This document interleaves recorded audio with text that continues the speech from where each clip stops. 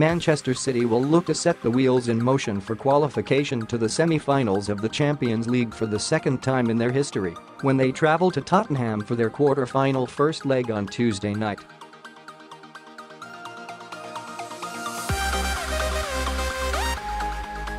The Blues, who have beaten Spurs in their last 3 meetings, booked their place in the FA Cup final with a 1-0 win against Brighton on Saturday to bolster their hopes of an unprecedented quadruple of trophies this season.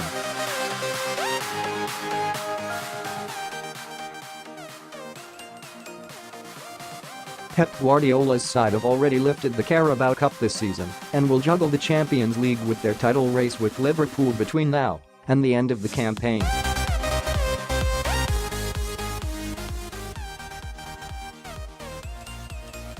City's game against Spurs will be the first European fixture to be played in Tottenham's new stadium, and Sergio Aguero is in line to return after recovering from an ankle problem he sustained against Fulham 10 days ago.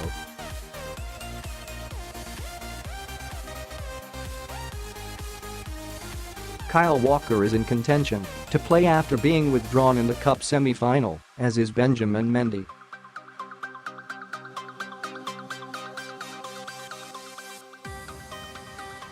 Our writers have looked at how Guardiola could shape his starting side, and you can do so too using the widget at the foot of the page.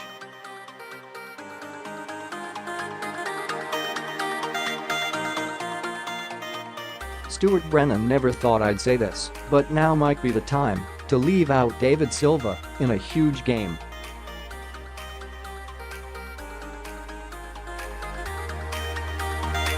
His influence has waned this season, and with Bernardo Silva really stepping up, City have a ready-made replacement.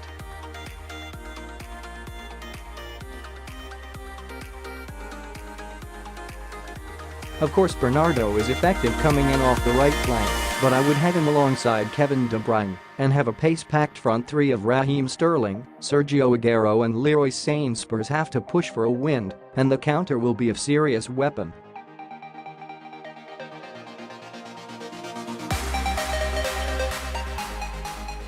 Vincent Kompany would also be the man I'd use to shack Harry Kane. He can dominate him physically, and as we know, stepping in after a few weeks out in the cold never seems to affect the skipper's form.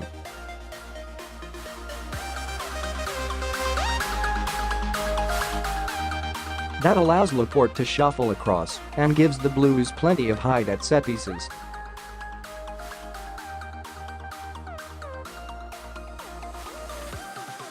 Kyle Walker blotted his copybook at the weekend, but against his old club I don't think he will do anything silly, and his pace is so important for a defense that is not blessed with speed.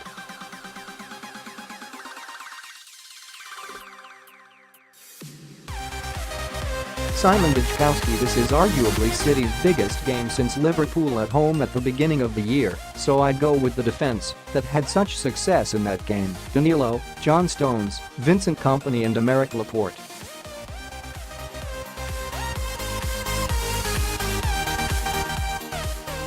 Kyle Walker was back in training on Monday, but Pep Guardiola is likely to be annoyed at how he lost his head against Brighton, and Danilo has shown his worth this season.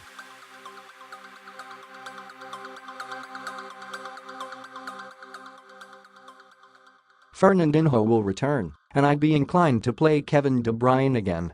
He may still be far from his best, but when he can produce moments such as the first goal on Saturday, that X factor could make the difference in such a tight game.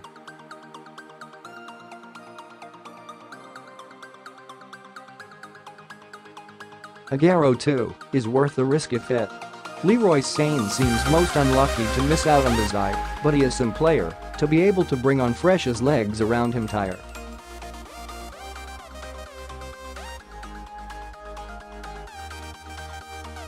Dan O'Toole. Kyle Walker's antics against Brighton on Saturday will have concerned Pep Guardiola, just as his needless scrap at Bournemouth did earlier this year.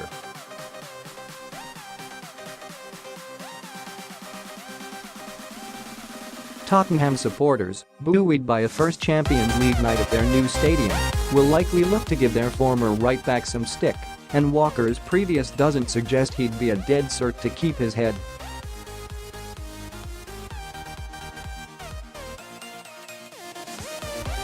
I'd have Danilo in at right back for that reason.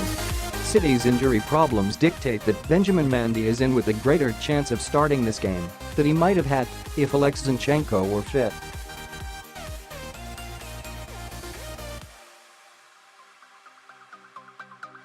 Two games in 3 days is a lot to ask of a player who has made just 21 City appearances in 2 seasons, but it could be a case of needs must on Tuesday night.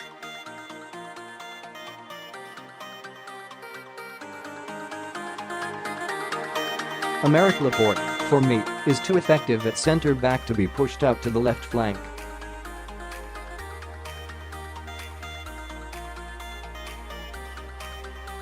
Fernandinho is a certainty and I'd be tempted by the tried and tested partnership of Kevin de Bruyne and David Silva in front of him.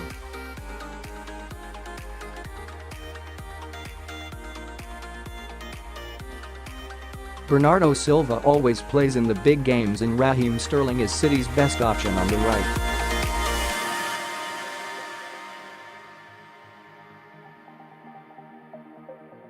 Sergio Aguero must play.